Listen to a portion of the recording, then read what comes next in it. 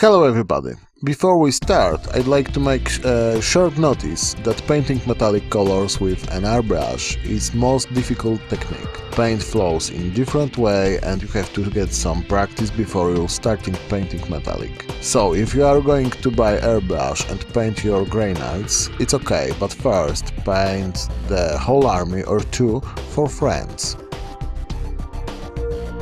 First, I assemble the legs. It's good idea to follow the manual, because there are a lot of parts that differ a little. I remove all mould lines with sharp knife. I put magnet into the right arm. That allows me switching the arms.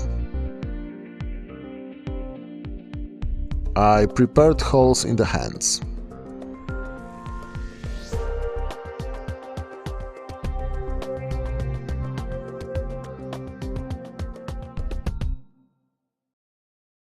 As you see, I mount magnets with super glue.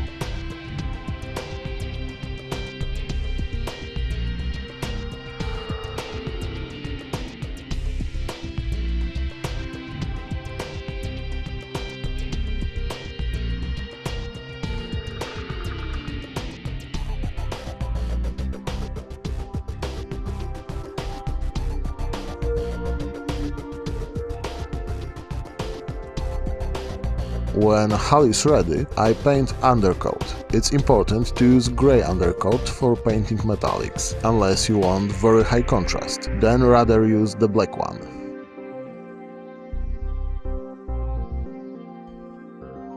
I start painting metallics. As a base for metallics, I used mix of bolt gunmetal, Chaos Black, Glaze Medium and water. Chaos Black and bolt gunmetal are mixed 50-50.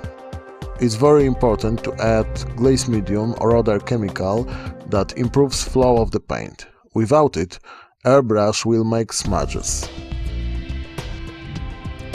Adding the glaze medium requires more time to dry. After 6 hours I got base color. As you see, it's quite dark. Next step is first highlighting. I used diluted bolt gunmetal. Of course, I added glaze medium. During the whole painting process, I add glaze medium to each one metallic color.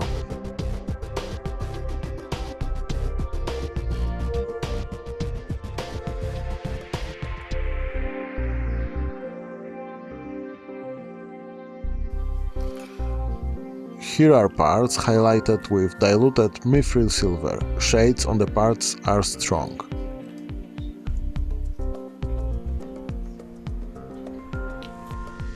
Now it's time to make a color modulation. On the rear armor I put masking tape and highlight edges of armor plates.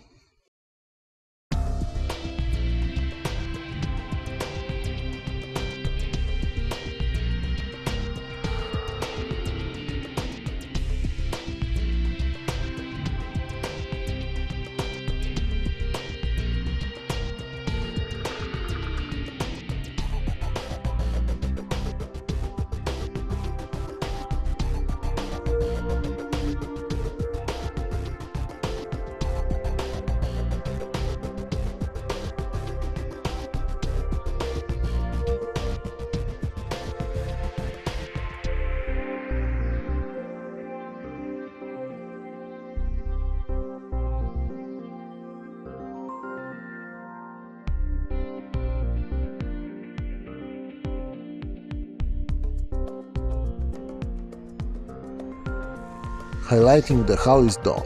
Now I apply satin varnish. Applying the varnish is important. It makes a good surface for spreading the wash.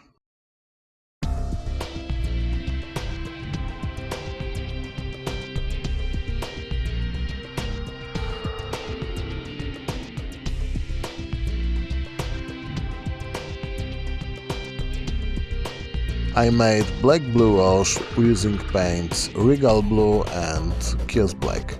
Washing is very crucial part of work with metallics. I applied 2 or 3 layers of very thin wash to give the model soft blue shade. It took a lot of time, so don't expect to do this within 1 hour.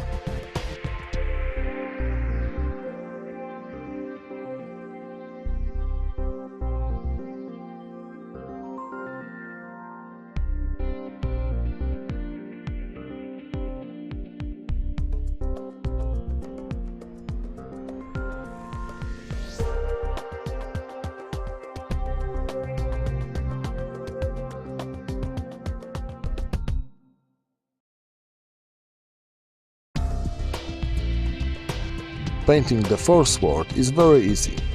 On the white base, I painted gradient from ice blue through ultramarine blue up to mixed kills black and regal blue.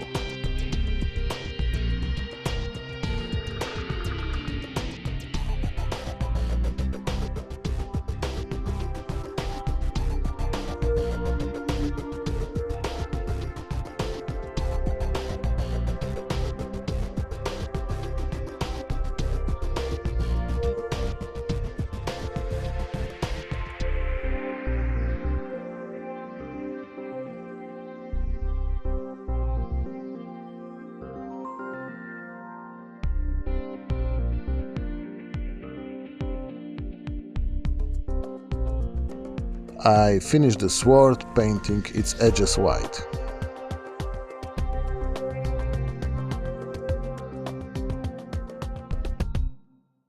Now I work on part of leg armor. As you see, the interior is painted dark metallic. On the front of this part I will paint the crest of the Grey Knight. I apply white onto the grey base coat. When paint is dry, I apply the blood red and scabbard mixed 50-50.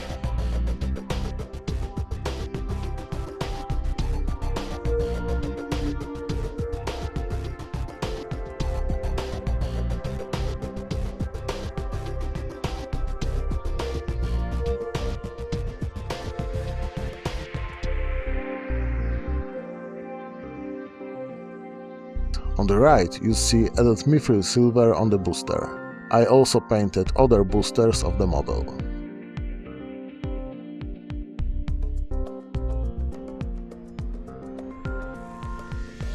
Now it's time to make some scratches and damages on the dark parts.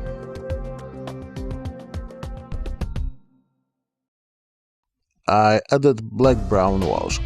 I put it on the boosters where dirt and grease gather. Then I removed excess of wash from middle parts of the boosters. After wash is dry, I cover the whole dark parts with black-brown wash. It is made with kills black, scorched brown, glaze medium and water. That gave dirty and greasy look of the parts. It's necessary to make a white base. Red paints are semi-transparent and look good only on the white base.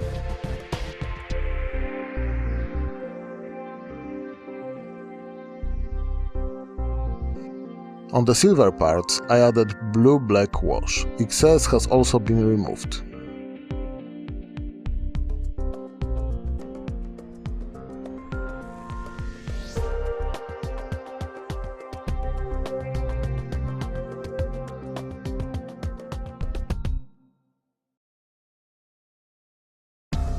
I highlighted pipes under arms of Dreadknight.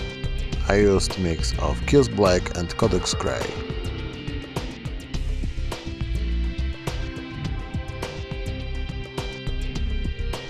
Using Humbrol decal fix, I applied decals. Swords are taken from Eldar decals.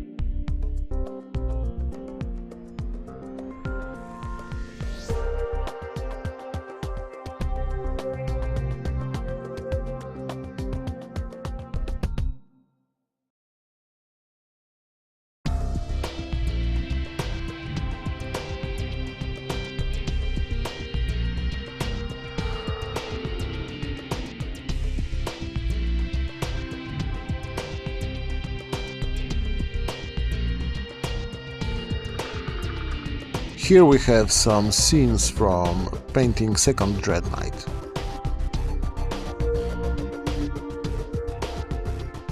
I paint swords using stencil. This same stencil is used on the leg and on the shield.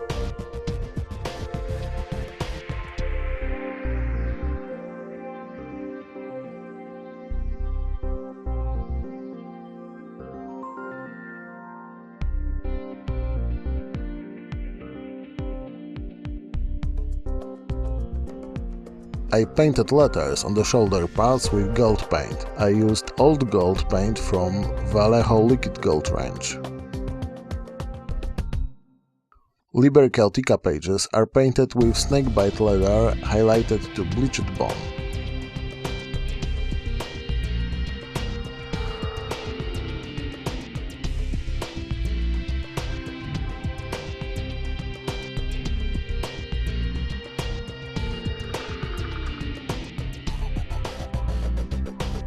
Final assembly.